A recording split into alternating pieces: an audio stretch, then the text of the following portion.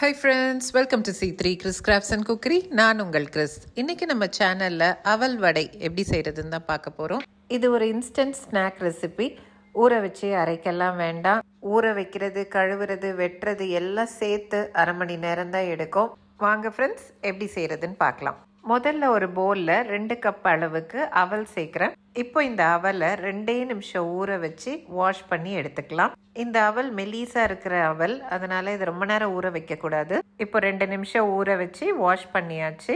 கொஞ்சம் கூட தண்ணி இல்லாமல் இருக்கணும். அதனால இந்த மாதிரி ஃபில்டர் வச்சு நல்லா அமுக்கி கொஞ்சம் கூட தண்ணி இல்லாமல் நம்ம எடுத்துக்க போகிறோம். தண்ணி இருந்துச்சுன்னா வடை மாதிரி தட்டவும் வராது, எண்ணெயும் நிறைய உரியும். அதனால இந்த மாதிரி நல்லா பிழிஞ்சு தண்ணியே இல்லாமல் பார்த்துக்கோங்க. தண்ணி எல்லாம் ஃபில்டர் பண்ணிட்ட பிறகு கையில் இப்படி பிடிச்சு பார்த்தா இந்த மாதிரி இருக்கணும். இந்த மாதிரி பிடிக்க வந்தால் அது கரெக்டான பதத்தில் இருக்குன்ட்டு அர்த்தம்.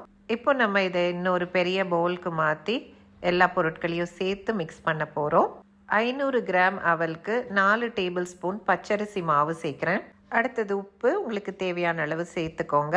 அடுத்தது புளிப்பு டேஸ்ட் தர்றதுக்கு 100 ml தயிர் சேர்த்துக்கலாம். கூடவே 2 பெரிய வெங்காயம் குட்டி குட்டியாக சாப் பண்ணி சேர்த்துக்கோங்க. கருவேப்பிலை, கொத்தமல்லி, பச்சை மிளகாய் இதெல்லாமும் குட்டி குட்டியாக சாப் பண்ணி சேர்த்துட்டு நல்லா இதை மிக்ஸ் பண்ணி விடுங்க.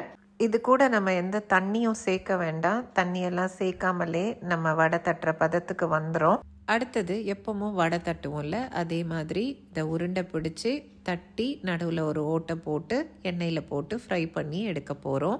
அதுக்கு அடுப்பில் ஒரு பேன் வச்சு பேனில் தேவையான அளவு எண்ணெய் சேர்த்துட்டு பேன் நல்லா சூடானதும் நம்ம தட்டி வச்சிருக்க வடைகள் எல்லாம் க்ரௌடடாக இல்லாமல் ஈஸியாக திருப்புறதுக்கு இருக்கிற மாதிரி நம்ம போட்டு எடுக்க போகிறோம். அவல் எண்ணெயில் போடும்போது பிரிஞ்சு வந்துருமோன்ட்டு பயப்பட வேண்டாம். நான் காமிச்சிருக்க பதத்திலே நீங்கள் செஞ்சீங்கன்னா அது பிரிஞ்சு வராது. ஒரு பக்கம் ஒரு 2-3 நிமிஷம் வேக விட்டு அப்புறம் அடுத்த பக்கம் ஃப்ளிப் பண்ணலாம். இது ரொம்ப நேரம் விடணும், உள்ளே இருக்கிறது வேகணுன்றதெல்லாம் இல்லை, ஈஸியாக வெந்துடும். ஹை ஃப்ளேமில் வச்சு பக்கத்துலேயே இருந்து டீப் ஃப்ரை கூட நீங்கள் பண்ணி எடுக்கலாம். ஆனால் நான் இன்னைக்கு ஷாலோ ஃப்ரை தான் பண்ணியிருக்கேன். ஒரு கெஸ்ட்டு வராங்க, அவங்களுக்கு இன்ஸ்டண்ட்டாக என்ன செஞ்சு கொடுக்கலான்ட்டு நினைக்கும் போது இது ரொம்பவே ஹெல்ப்ஃபுல்லாக இருக்கும். ஒரு பேக்கெட் அவல் இருந்தால் மட்டும் போதும். அவல் வச்சு இன்ஸ்டன்ட் தோசை எப்படி பண்ணுறதுன்ட்டு கூட நான் போட்டிருக்கேன் சேனலில். அதெல்லாம் ரொம்பவே யூஸ்ஃபுல்லாக இருக்கும் அவசரத்துக்கு. அதோட லிங்க் டிஸ்கிரிப்ஷன் பாக்ஸில் ஷேர் பண்ணுறேன். இது வரைக்கும் பார்க்காதவங்க கிளிக் பண்ணி பாருங்கள். அவ்வளோதாங்க, இப்போ நம்மளுடைய அவல் வடையும் 2 பக்கம் ஃப்ளிப் பண்ணி எடுத்தாச்சு. எவ்வளோ சூப்பராக இருக்குது பாருங்கள். இந்த ரெசிபி எல்லாம் ஒரு தடவையாச்சும் செஞ்சு பாருங்கள். ஈஸியாகவும் டேஸ்டாகவும் இருக்கும். மறுபடி செய்வீங்க. நம்மளோட சூடான சுவையான சூப்பரான அவல் வடை ரெடி. எவ்வளோ சாஃப்டாக பஞ்சு போல் இருக்குது பாருங்கள். ஓகே ஃப்ரெண்ட்ஸ், உங்களுக்கு இந்த வீடியோ யூஸ்ஃபுல்லாகவும் நியூவாகவும் இருந்திருக்கும்ன்ட்டு நம்புகிறேன்.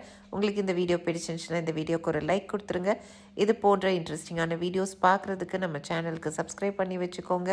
மீண்டும் இது போன்ற இன்ட்ரெஸ்டிங்கான வீடியோஸுடன் உங்களை நான் விரைவில் சந்திக்கிறேன்.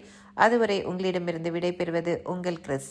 Until then, take care. Tata. Thanks for watching.